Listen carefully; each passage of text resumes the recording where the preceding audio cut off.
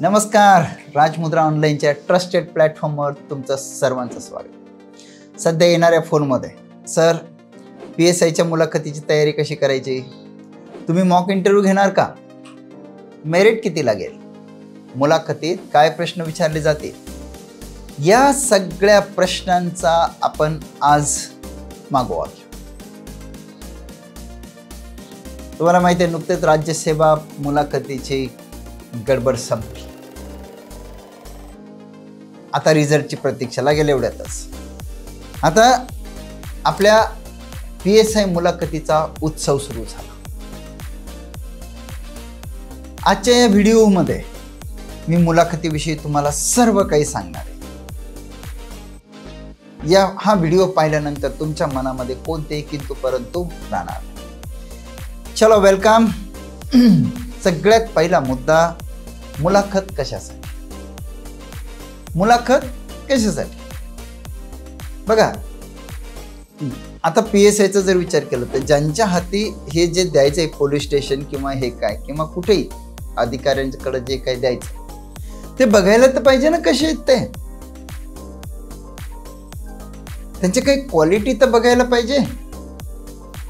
काय quality check केल्या जातात मुलाखतीमध्ये, परत सांगतो हे अनुभव आधारित आहे, अनुभव आधारित आहे, कारण आता बरेच वर्ष झाले मी या क्षेत्राशी संबंधित आहे। खरं म्हणजे या सगळ्या आपल्या मुलाखत या पुस्तकाचं आणि माझ्या मुलाखत या ज्ञानाचं सगळं क्रेडिट हे माझ्या सर्व जुन्या विद्यार्थी मित्रांना जाते। कम ऑन फ्रेंड्स, मुलाखत कशासाठी, काय पाहिलं जाईल त्याच्यामध्ये, त्याच्या अगोदर एक गोष्ट लक्षात घ्या, UPSC मध्ये मुलाखतीला मुलाखत नाही म्हणत, पर्सनॅलिटी टेस्ट म्हणतात, PT। एक व्यक्तिमत्व चाचणी आहे आणि हेच त्याचं खरं स्वरूप आहे। काय गोष्टी असाव्यात, काय तपासलं जाईल साधारणतः त्यामध्ये, एक तुमची विचारांची स्पष्टता, क्लॅरिटी ऑफ थॉट, तुमचे विचार किती स्पष्ट आहे। आपण बऱ्याचदा असं म्हणतो ना, एखादा माणूस आपल्याला अर्धा तास बोलला पण काय बोलला ते कळलंच नाही, असं नको व्हायला। आणि एखादा व्यक्ती अगदी 1-2 ओळीमध्ये संपूर्ण क्रक्स सांगून जातो। जेव्हा आपल्याला कमी शब्दामध्ये आपलं व्यवस्थित म्हणणं मांडता येते त्याला आपण क्लॅरिटी ऑफ थॉट म्हणतो, विचारांची स्पष्टता, हे एक नक्की पाहिजेच आहे। सेकंड थिंग, तुमची ऑनेस्टी, तुमचा प्रामाणिकपणा, हे नक्की पाहिजेच। तुम्ही म्हणाल कसं, की प्रश्नोत्तरात लक्षात येतच ना, ते काय असेल तर एवढं स्पष्टपणे नाही सांगता येणार, तुमची ऑनेस्टी पाहिजेच। सेकंड, थर्ड, तुमचा कॉन्फिडन्स, आत्मविश्वास, एखाद्या परिस्थितीला तुम्ही किती व्यवस्थितरित्या सामोरं जाता, परिस्थिती हाताळण्याची तुमची क्षमता, तुमचा आत्मविश्वास आपल्या चालण्या बोलण्यामध्ये दिसतेच ना। ही आत्मविश्वासासाठी क्वालिटी चेक केली जाते। त्याच्यानंतर आणखीन एक खूपच महत्त्वाचं, तुमचं टेम्परामेंट,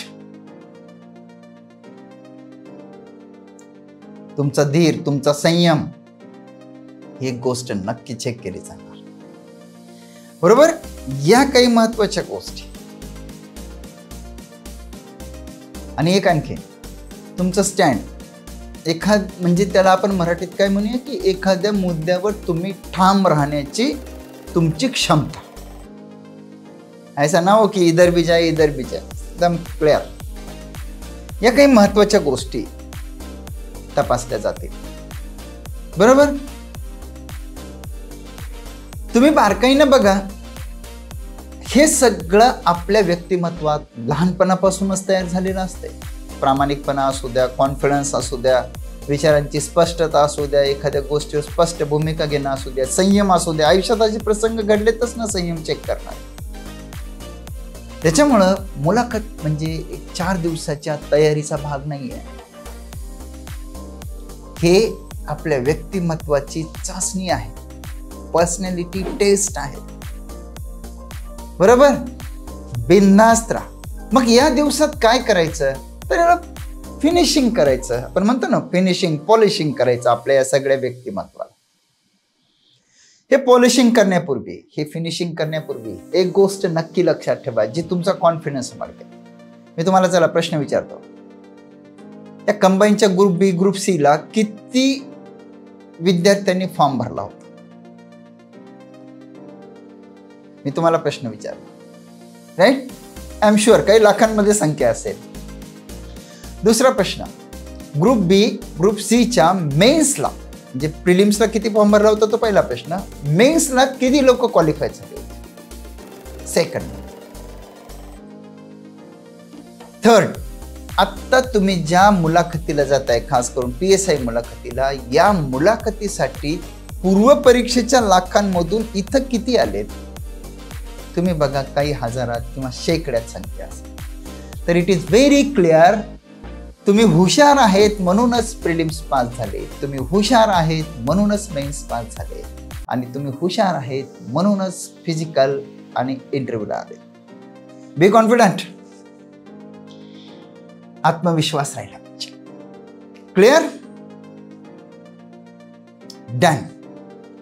छान. काय म्हणाल, मुलाखत कशासाठी, त्याच्याविषयी आपलं बोलणं झालं पोरांनो. आता पुढे जाण्यापूर्वी फक्त 2 तत्व लक्षात ठेवायची. 2 तत्व मुलाखतीची. एक, मुलाखत म्हणजे फक्त प्रश्नोत्तर नाही की तुम्हाला हे प्रश्न विचारला, याचं उत्तर काय, त्याचं उत्तर काय, त्याचं उत्तर काय, त्याचं उत्तर. नो, फक्त प्रश्नोत्तर नाही.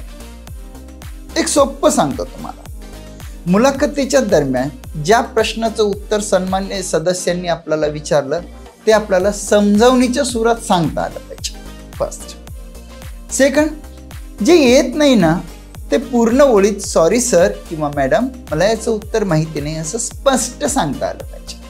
त्याच्यामुळे एक पहिलं तत्व लक्षात घ्या, मुलाखत म्हणजे फक्त प्रश्नोत्तराचं सेशन नाही. पहिलं तत्व. सेकंड तत्व, जे पॅनल मेंबरकडे आपण मुलाखत देतो, they are there to select you, not to reject you. ते लोक, ते सन्माननीय मंडळी तुमचं तिथं सिलेक्शन करण्यासाठी बसलेत, रिजेक्शन करण्यासाठी नाही. त्याच्यामुळे सकारात्मक दृष्टिकोन ठेवा. मुलाखतीला जाताना सकारात्मक दृष्टिकोन ठेवा. तुम्ही बघा, भारी होईल. लाखातून आपण शेकड्यात आलो, मुलाखतीचे पॅनल मेंबर्स आपल्याला तिथे सिलेक्शन करायला बसलेत, बरोबर? मुलाखत हे फक्त प्रश्नोत्तर नाही. या काही गोष्टी तुमचा आत्मविश्वास वाढवतील. मेन्स झाल्यानंतर जे मुलं माझ्याकडे येत असतात त्यांना मी सांगत असतो, आरोग्याची काळजी घ्यायची. आरोग्य म्हणजे फिजिकल फिटनेस, मेंटल टफनेस. म्हणजे या काळात मुलाखत होईपर्यंत एक तर आजारी पडायचं नाही, जेवण वगैरे व्यवस्थित ठेवायचं, आणि दुसरी गोष्ट कोणाला आपला कॉन्फिडन्स लूज करू द्यायचं. Don't allow any person in event to take command of your mind. आपण हुशार आहेत ना म्हणूनच मुलाखतीसाठी. आय होप की मुलाखत कशासाठी, मुलाखत काय तपासलं जातं आणि मुलाखतीची तत्वे, या तिन्ही गोष्टी तुम्हाला लक्षात आल्या असतील, बरोबर? काही प्रश्न असले तर टाका ना कॉमेंट बॉक्समध्ये, परत त्यावर आपण एखादं सेशन घेऊया. डन. चले आगे. जय हिंद. चला. बरं, मग आता आपण जे मुलाखत म्हणतो की आता मी तुम्हाला हे सांगतो, म्हणजे मुलाखत आपण जेव्हा पॅनल मेंबर मध्ये आज जातो, may I come in sir, may I come in ma'am, आतमध्ये गेल्यानंतर मुलाखत सुरू होण्याचे काही एरियाज आहेत. काहीतरी सुरू, सर तुम्हाला किंवा मॅडम तुम्हाला विचारणारच ना, तर सुरुवात कुठून होते, सुरुवात कुठून होते? तर अभ्यासाअंती, अनुभवाअंती असं लक्षात आले की हे साधारणतः 6-7 एरियाज आहेत जिथून तुमची सुरुवात होते, राईट? त्याला आपण एरियाज ऑफ क्वेश्चन्स असं म्हणलंय. काय बोललो आपण त्याला? Areas of questions. कसे? चला, पहिला एरिया ऑफ क्वेश्चन. तुम्ही गेलात, या बसा. कुठून आलात तुम्ही? लुक, पहिला एरिया ऑफ क्वेश्चन. कुठून आलात तुम्ही?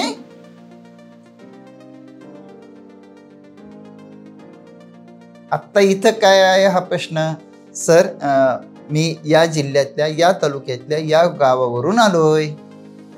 ओके, म्हणजे आता तुम्ही सरांना इनपुट पुरवलं, तुमचं गाव, तुमचा तालुका, तुमचा जिल्हा आणि तुमचा प्रादेशिक विभाग. कुठून आलात तुम्ही म्हणल्यावर तुमचं गाव, तुमचा तालुका, तुमचा जिल्हा आणि तुमचा प्रादेशिक विभाग याच्यावर इंटरव्ह्यू होऊ शकतो. उदाहरणार्थ समजा तुम्हाला तुमच्या तालुक्याला PSI म्हणून पाठवलं तर कोणत्या समस्यांवर पहिले लक्ष द्याल.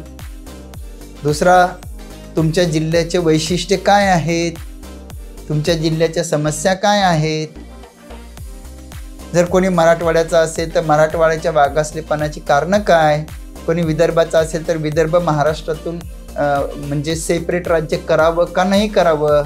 कोणी पश्चिम महाराष्ट्रातला असेल तर इकडं सहकारी चळवळीचा विकास होण्याची कारणं काय. लक्षात आलं. कुठून आलात तुम्ही. गाव, तालुका, जिल्हा आणि प्रादेशिक विभाग. एक काम करा ना, ह्याची तयारी कशी करायची ते सांगतो ना लगेच. कशी करायची. माझा जिल्हा, वैशिष्ट्य आणि समस्या. एक शांत चित्तानं निबंध लिहा, बिनधास्त. वैशिष्ट्य आणि समस्या, पाठपोट 10 पानं झाले पाहिजे असं रिलॅक्स मध्ये लिहा. त्याच्यात व्हरायटी असली पाहिजे, भूगोल असला पाहिजे, इतिहास असला पाहिजे, संस्कृती असली पाहिजे, राजकीय क्षेत्र असलं पाहिजे, शैक्षणिक वैशिष्ट्य असले पाहिजे, आर्थिक वैशिष्ट्य असली पाहिजे. असं. Is it clear. कुठून आलात तुम्ही. पहिला एरिया ऑफ क्वेश्चन. तुम्हाला माहिती आहे आपल्या मुलाखतीच्या पुस्तकामध्ये जे ऑनलाईनही मिळतंय, आपण या सगळ्या गोष्टींची खूपच व्यवस्थित चर्चा केली आहे. You can refer. सेकंड, या बसा, गुड मॉर्निंग सर वगैरे झालं की हां काय करता सध्या तुम्ही. तुम्हाला माहित आहे ना, स्पर्धा परीक्षांच्या विद्यार्थ्यांना विद्यार्थिनींना सर्वात न आवडणारा प्रश्न म्हणजे काय करता तुम्ही. आपल्या आवडीनिवडीनुसार तर काहीच होत नाही ना. याची अनेक उत्तरे. सर सध्या मी पूर्ण वेळ स्पर्धा परीक्षांचा अभ्यास करतो. सर मी कुठेतरी नोकरी करतो. पार्ट टाइम जॉब आणि पार्ट टाइम अभ्यास करतो वगैरे वगैरे. जेव्हा ग्रॅज्युएशन झाल्यापासून ते आजपर्यंत जर जास्त वर्षाचं अंतर असेल ना, तर इथं हा अडचणीत आणणारा एरिया आहे. जनरली स्पर्धा परीक्षांच्या अभ्यासासाठी किती वर्ष लागावेत असे बरेच मुलं मला प्रश्न विचारतात. मी सांगतो 2-3 वर्ष लागलेच पाहिजे. ग्रॅज्युएशनला आपण 3 वर्ष देतो, 4 वर्ष देतो. मग स्पर्धा परीक्षांचे जिथं आयुष्य निर्मिती आहे तिथं आपल्याला 3 वर्ष तरी द्यायला पाहिजे. त्यामुळे 3-4 वर्षाचा गॅप असेल डझंट मॅटर. पण जास्त जण असेल ना, सध्या काय करता तर तुम्हाला या प्रश्नाची व्यवस्थित उत्तरं तयारी करायला पाहिजे. जर कोणी नोकरी करत असेल ना, समजा कोणी शिक्षक असेल, कोणी दुसऱ्या काही नोकरी करत असेल, सध्या काय करता म्हणल्यावर 2 इथं डायमेन्शन आले. एक कोणता, सर मी पूर्ण वेळ अभ्यास करतो. 2 नोकरी करतो. पूर्ण वेळ अभ्यास करतो तर मग कोणत्या परीक्षा दिल्या, किती प्रिलिम्स पास झाले, मुलाखत दिल्या का, सिलेक्शन झालं का, कुठं का नाही झालं वगैरे वगैरे. नोकरी करतो म्हणल्यावर तुम्ही जी कोणती नोकरी करतात त्याचे डिटेल्स तुम्हाला माहिती पाहिजे. राईट. सध्या काय करता, हे कोणता एरिया ऑफ क्वेश्चन होता. 2. क्लिअर. चला तिसरा एरिया ऑफ क्वेश्चन घेऊया. आपण आपल्या आयुष्याची सर्वात महत्वाची उमेदीची वर्ष जर कशाला दिली असेल तर ग्रॅज्युएशनला दिलेली असते. मी तर माझ्या विद्यार्थी मित्रांना कायम सांगत असतो, ग्रॅज्युएशनला कोणीच सिरियसली घेतलंय ना, तुम्ही ना मी घेतलं. मी कधी घेतलं नाही. अर्धा वेळ तर कॅन्टीन मध्येच माझा जायचा मित्रांसोबत चहा वगैरे प्यायला, बिकॉज चहाचे फॅन न सगळेच. आणि नेमकं शालेय आयुष्य संपलेलं असतं. आयुष्य वय एका वेगळ्या टप्प्यात आलेलं असतं. तसं म्हणलं पॉझिटिव्हली म्हणलं तर ग्रॅज्युएशनचा पहिल्या वर्षापासून शेवटच्या वर्षापर्यंत माणसाच्या प्रतिभा बहरण्याचा तो कालखंड असतो, वेगवेगळे असू. म्हणून तिथं थोडं नाही म्हणलं तरी अभ्यासाकडे दुर्लक्ष होतं.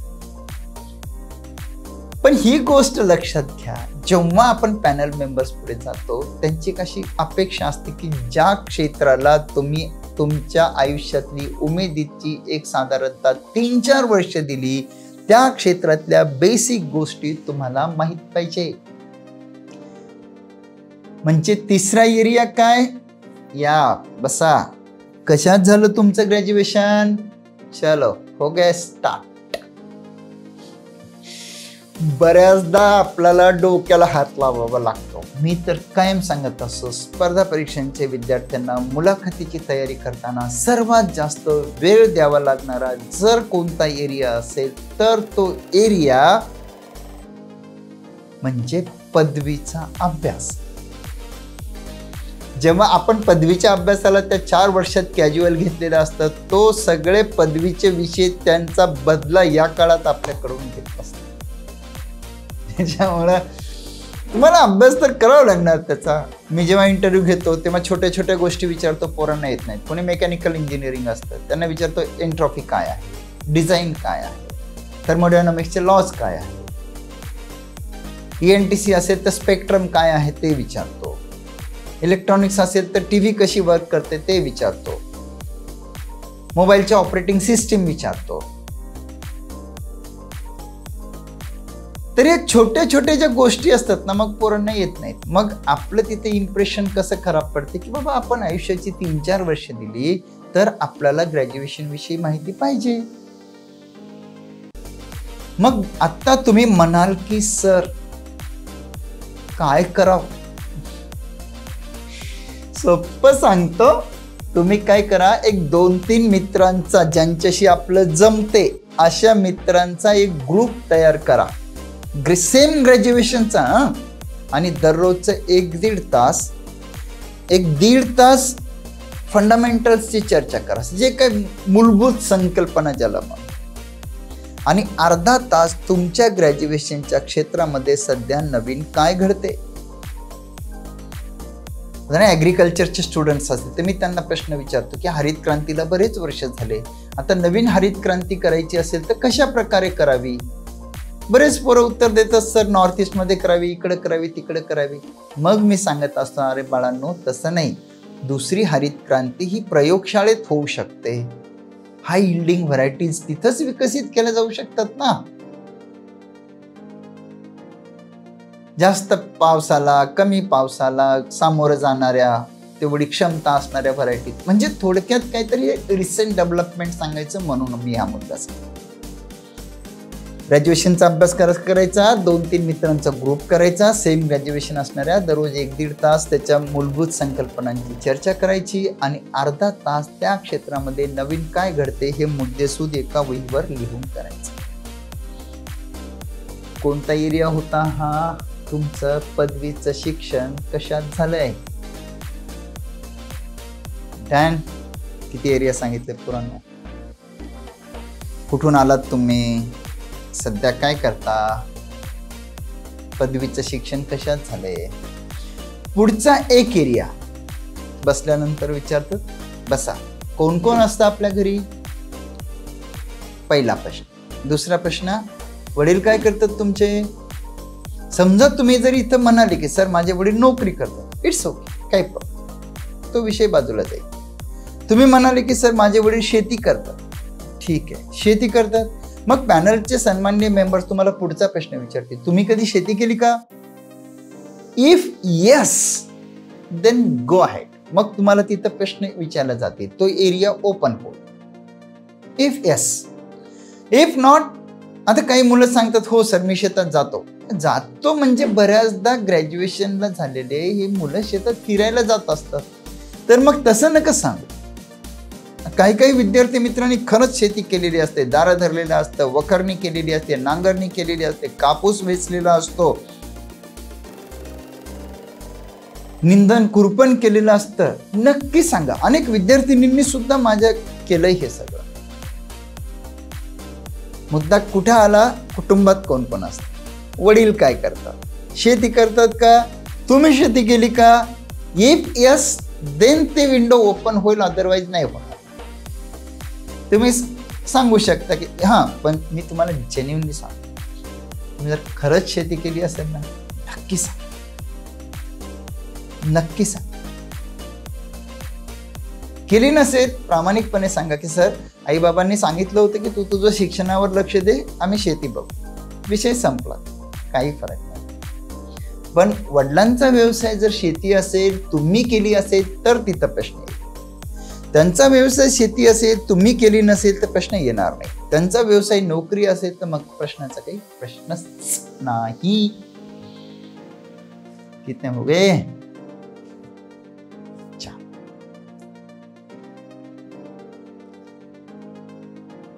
आज या प्रश्नाचा निकालच लावू आपण की PSI मुलाखतीची तयारी नेमकी कशी करायची. तुम्हाला माहिती आहे का, आता आपण राजमुद्रा ऑनलाईनच्या प्लॅटफॉर्मवर अनेक उपक्रमही तयार केले, चालू केले, बॅचेस असतील, काही असतील. आणि पुण्यामध्ये आपण मॉक इंटरव्ह्यू सुद्धा याचे घेतले, राज्यसेवेचे मोठ्या प्रमाणात घेतले. त्यांची एक मोठी सिरीज येईल आता, 50-60 व्हिडिओची. ते व्हिडिओ सुद्धा तुम्हा सर्वांना खूपच उपयोगी ठरते. Coming to our point, 5th area of question, छंद काय आहे? मग तुमचा छंद काय आहे? बऱ्याचदा काय होतं, इथं कॉन्ट्रडिक्शन्स आहेत विद्यार्थ्यांच्या मतांमध्ये. कोणीतरी म्हणतं मला छंद नाही, आवड आहे, तो एक विषय गेला. कोणीतरी म्हणते छंद विचारलं तर जास्त प्रश्न विचारतील, मग कशाला सांगायचं. अरे तसं नाही प्रो, बी ऑनेस्ट. तुम्हाला छंद आहे का? सरळ सरळ सांगा, सर मला, यस सर, हा मला छंद आहे. मला आणखीन आठवतं, एका DYSPची मुलाखत झाली होती छंदावर. त्यांचा छंद होता वेब डिझाईन, वेबसाईट डिझाईन. त्या मुलाखत झाली 65-66 मार्क्स, जवळपास 2/3 मुलाखत छंदावर झाली. छंद म्हणजे चाकोरी बाहेर जगण्याची तुमची जे काय आहे म्हणा की आवड, नाही का, चाकोरी बाहेरच्या जीवनाची. क्लिअर? छंद असेल नक्की सांगा, नसेल सॉरी सर मला असं काही स्पेसिफिक छंद नाही असं सांगा, संपला विषय. आता बरेच विद्यार्थी मित्र वाचन छंद टाकतात, तसं हा डेंजरस आहे. खरंच वाचत असले तर नक्की सांगा. फक्त 1-2 पुस्तकं कोणती तरी वाचलीत, कथा कादंबऱ्या, तर नका सांगा. वाचनाचे खूप, साहित्याचे खूप प्रकार आहेत ना. एखाद्या स्पेसिफिक लेखकाचा असू शकते, काही असू शकते. छंद असला नक्की सांगा, नसला नाही म्हणून सांगा. आणि सांगणार असला तर त्या छंदाची तुम्ही तयारी करा. 5वी मिनिट. 6वी, आजचा पेपर वाचला का?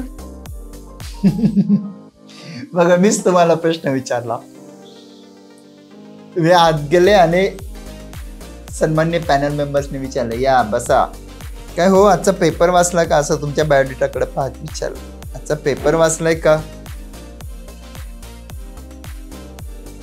हो किंवा नाही ही याची 2 उत्तर आहे. पण जर रिस्पेक्टेड पॅनल मेंबर्सनी ठरवलं की बाबा तुम्हाला करंट अफेअर्सवर विचारायचं तर ते विचारतील. कालचा वाचला का,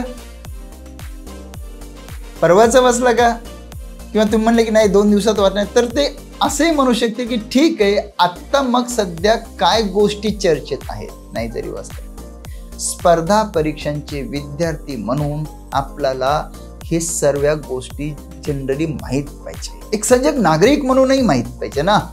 आपल्या महाराष्ट्रामध्ये, म्हणजे आपल्या राज्यामध्ये, आपल्या देशामध्ये आंतरराष्ट्रीय स्तरावर नेमकं काय घडतं, बरोबर ना. आता मध्ये राज्यसेवेला विचारलेले काही प्रश्न सांगतो. रशिया युक्रेन वाद काय आहे, हमास काय आहे, हमास इस्रायलमध्ये सतत वाद का होत असतात, बरोबर ना. म्हणजे आंतरराष्ट्रीय पातळीवरच्या घडामोडी, राष्ट्रीय पातळीवरच्या घडामोडी आणि प्रादेशिक पातळीवरच्या घडामोडी तुम्हाला व्यवस्थित माहीत पाहिजे. मग कशा माहीत करायच्या? काही मुलं फार एवढाले मोठाले करंट अफेअर्सचे पुस्तक घेऊन बसतात. कोणी रात्रंदिवस युट्यूबचे करंट अफेअर्सचे चॅनल बघणार, कोणी दररोजचे 4-5 पेपर वाचणार. हे तिन्ही गोष्टी करू नका.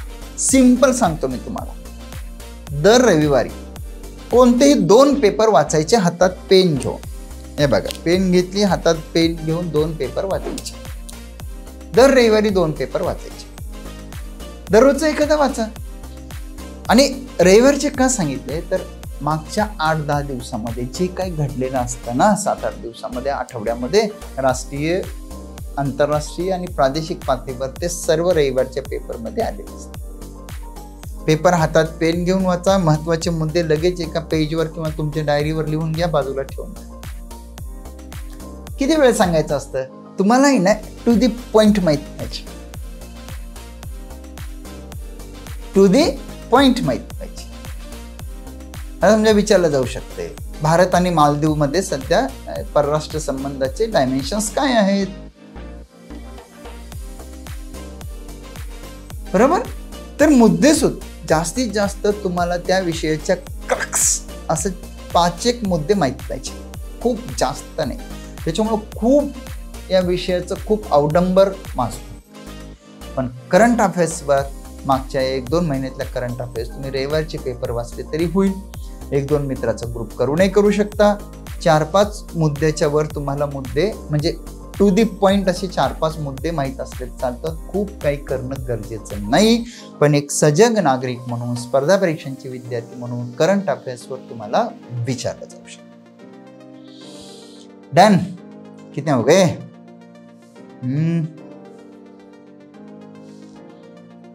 6 झाले. 7वा भाग, लास्ट वन.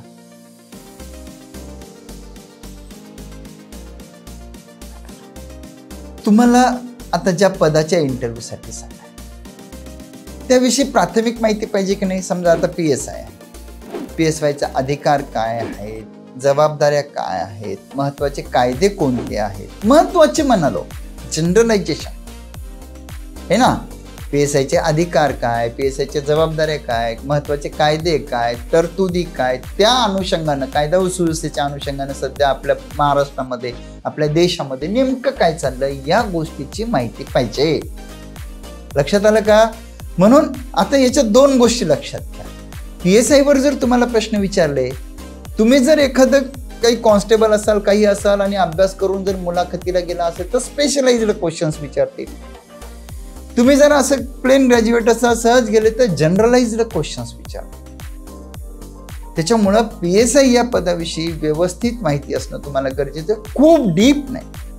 या अनुषंगानं सध्या कायद्यात काही कायद्यांमध्ये झालेले बदल लक्षात ठेवा, महत्वाची कलमं लक्षात ठेवा, पोलीस हेल्पलाईन्सचे नंबर लक्षात ठेवा, काही समस्या लक्षात ठेवा, दहशतवाद, नक्षलवाद इत्यादी इत्यादी. तुम्हाला काही इन्व्हेस्टिगेटिव्ह एजन्सीज लक्षात ठेवा. क्लिअर? जनरल माहिती तुम्हाला PSI पदाची, पोलीस डिपार्टमेंटची असली पाहिजे. मग त्यांची हायरार्की असू द्या, अधिकार कार्य असू द्या, सगळ्या गोष्टी असू द्या, सध्याचे पदाधिकारी सुद्धा असू द्या. Clear friends?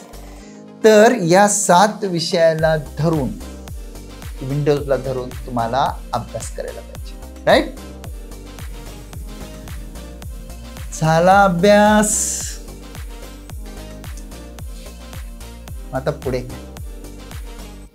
बघा, मी कायम सांगत असतो, इंटरव्ह्यू तुम्हाला 3 गोष्टीत बघायला पाहिजे. 1 input collection, 2 processing, 3 delivery. Input collection, आतापर्यंत मी तुम्हाला जे 7 एरिया सांगितले ते इनपुट कलेक्शनशी संबंधित होते. क्लिअर? आता प्रोसेसिंग म्हणजे एखाद्या विषयावर एखादा प्रश्न विचारला तर माझे त्याच्यामध्ये काय कंटेंट यायला पाहिजे. मित्रांसमोर बोलणं, मित्रांमध्ये चर्चा करणं, मुद्देसूद बोलणं, या सगळ्या गोष्टी आहेत. बरोबर? प्रोसेसिंग म्हणजे काय आहे? विचार करणे.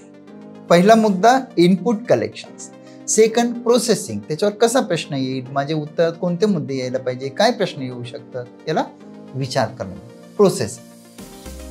आणि थर्ड इज डिलिव्हरी, म्हणजे तुम्ही मॉक इंटरव्ह्यू देणं, तुमचा चुका शोधणं, त्या चुका दुरुस्त करणं, म्हणजे आरशासमोर बसून बोलण्याची प्रॅक्टिस करणं, मित्रांना मॉक घ्यायला लावणं, इत्यादी इत्यादी.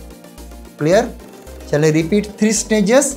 इनपुट कलेक्शन, प्रोसेसिंग, प्रोसेसिंग म्हणजे इनपुट कलेक्शन म्हणजे तुम्ही ही सगळे 7 एरियाची माहिती जमा करणे, प्रोसेसिंग त्याच्यावर विचार करणे, डिलिव्हरी मग मॉक आरशासमोर बोलणं, मित्रांसोबत मॉक देणं वगैरे.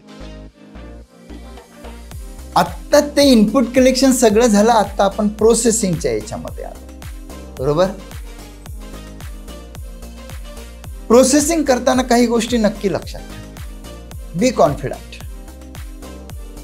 आपल्या मराठीत एक म्हण आहे बघा, ऐकावे जनाचे करावे मनाचे. सगळेचे सल्ले घ्या, पण काय चांगलं काय वाईट हे आपल्याला स्वतः ठरवता आलं पाहिजे प्रोसेसिंगच्या वेळेस.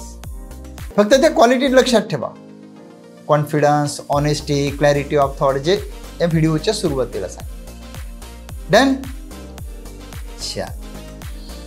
आता प्रोसेसिंग हे झालं समजा. थोडक्यात काही मदत लागली तर सांगा. राजमुद्रा ऑनलाईनचा ऑफलाईनचा प्लॅटफॉर्म तुम्हाला मदत करण्यासाठी कायम तयार असेल.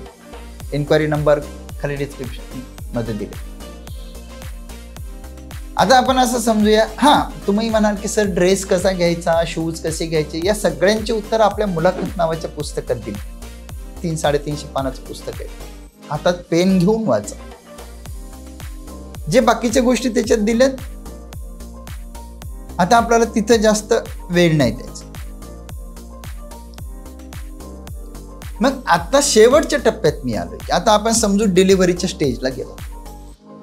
डिलिव्हरीच्या स्टेजला गेलो म्हणजे की आता तुम्हाला सराव करायचा. समजा तुम्ही आतमध्ये आले, may I come in sir? Yes come in. मग ते आपले 5-7 एरिया.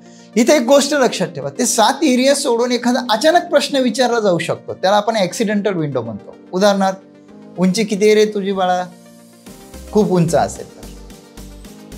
दुसरा, नाश्ता वगैरे केलाय का नाही? लक्षात आलं का? तिसरा, छान दिसते तुम्ही आज. हे ऍक्सिडेंटल विंडोज आहे. रिलॅक्स पॅनल तुम्हाला रिलॅक्स करण्याचा प्रयत्न करत असतो, म्हणून असे काही प्रश्न आले तरी घाबरू नका. तुम्ही म्हणाल की आपण त्याची तयारी केली नाही. तयारी आपोआप आपल्या व्यक्तिमत्वात झालेलीच असते. डोंट वरी. चला, आता तुम्ही इंटरव्ह्यू पॅनलमध्ये गेलात. आता कसं बोलावं? मी तुम्हाला एक उदाहरण देतो. आपण आपल्या आईवडिलांना बोलताना मोकळेपणानं बोलतो, शिक्षकांनाही बोलताना जरा मोकळेपणानं बोलतो, पण हेडमास्टर, मुख्याध्यापक सर किंवा मॅडम लक्षात आणा बरं, जेव्हा आपल्याला त्यांच्या कॅबिनमध्ये बोलवतात आपण व्यवस्थित जातो, सरांनी विचारलेलं व्यवस्थित सांगतो, त्यांचा योग्य सन्मान राखतो. बरोबर आहे की नाही? आठवा बरं, एखाद्या दिवस तुम्हाला बोलवलं असेल मुख्याध्यापकांच्या कॅबिनमध्ये, तेव्हा तसं बोलावं. तुम्ही आतमध्ये गेले, नमस्कार वगैरे केला, सरांनी बसायला सांगितलं, छानपैकी सगळ्या गोष्टी झाल्या. तुम्हाला जे येते ना, आता लक्षात घ्या, 2 तत्व इथं सांग. एक, लिसन केअरफुली. नेमकं काय विचारलंय बाबा? लिसन केअरफुली, ध्यान देऊन ऐका. Think quickly. काय विचारलंय? काय बोलायला पाहिजे? Quickly, very quickly, very very quickly, within fraction of second.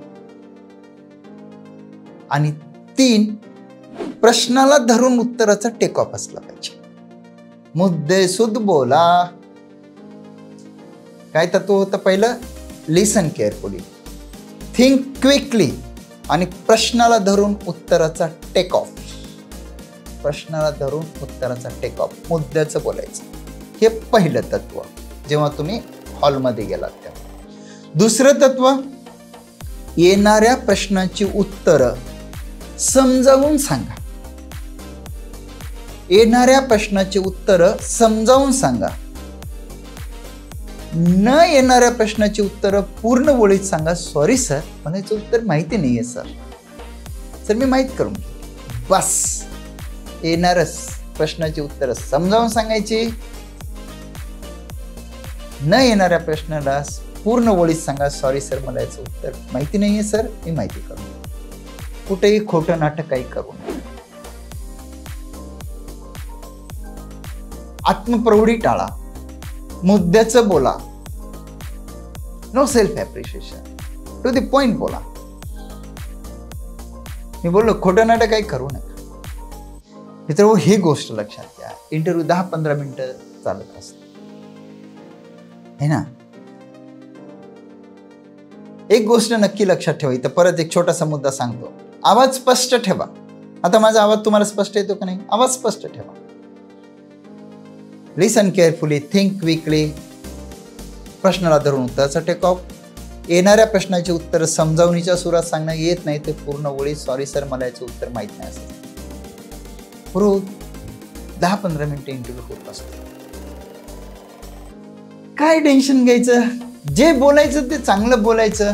बस आपल्या व्यक्तिमत्वाला अनुरूप बोलायचं. आपल्या मुलाखत पुस्तकावर मी एक छान वाक्य लिहिलेले पहिल्याच पेजवर मुलाखतीच्या पृष्ठावर. Preserve your originality. तुमची ओरिजिनॅलिटी जपा. बस कोण काय म्हणतं ते ठेवा बघ. राईट. चलो बघा, तुम्ही एवढे कष्ट केले, प्रिलिम्स पास झाले, मेन्स पास झाले, एवढं हार्डवर्क करून इथपर्यंत पोहोचले. तुमचे स्वतःचे कष्ट, तुमच्या बॅक ऑफिसचा म्हणजे तुमच्या आई वडील बहीण भावांचा तुम्हाला मिळालेला पाठिंबा, आयुष्यात तुम्ही झेडलेले चढ उतार, या सगळ्या गोष्टीचा प्रवास आता इथं अंतिम टप्प्यात आला. उद्या तुमच्या आयुष्यामध्ये यशाचा लख प्रकाश पडणार आहे. आपण खेड्यापाड्यात म्हणतो ना, तांबडं फुटला. इंटरव्ह्यू हा तांबडं फुटण्याचा भाग आहे ना. बिनधास्त कॉन्फिडेंटली सामोरं जा. राईट.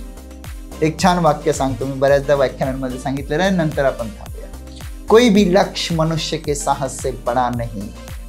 कोई भी लक्ष्य मनुष्य के साहस से बड़ा नहीं. हारा वही जो लड़ा नहीं. हारा वही जो लड़ा नहीं. Wish you very all the best. जय हिंद.